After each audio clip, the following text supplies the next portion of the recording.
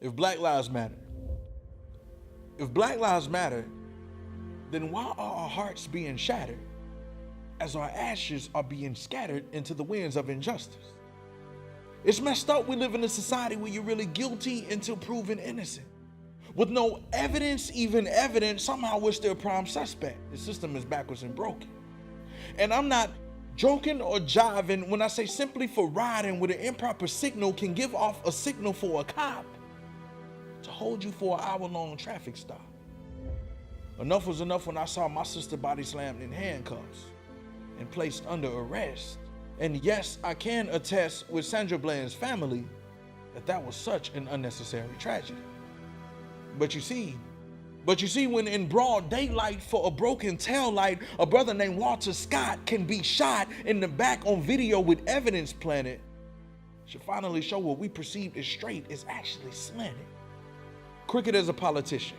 And through repetition, time and time again, we're losing our black men to the pen, not for the offense, but at the hands of a great conviction rate. Prosecutor turns persecutor. If you don't have money for bond, you're merely a pawn in this game where we are the weakest pieces.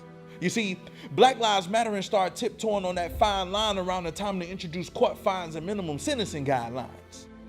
And how the hell is it that the time we get is always what we deserve, but same predicament, different pigment gets them off with time served? It's just not fair. But you see, fairness took his last breath asking for reprieve using the words, "I can't breathe," by Eric Gardner, a brother whose only crime was selling short Newports, no weapon. Mike Brown gunned down. Trayvon Martin and Tamir Rice, whatever they did, they were still some kids who deserve to live. If Black Lives Matter, then why are our hearts being shattered as our ashes are still being scattered into the winds of injustice? I want you to take a second and close your eyes. For real, do it. Close your eyes. Now, imagine you've been confined to an 8x5 for the last 30 years of your life. Now take a deep breath.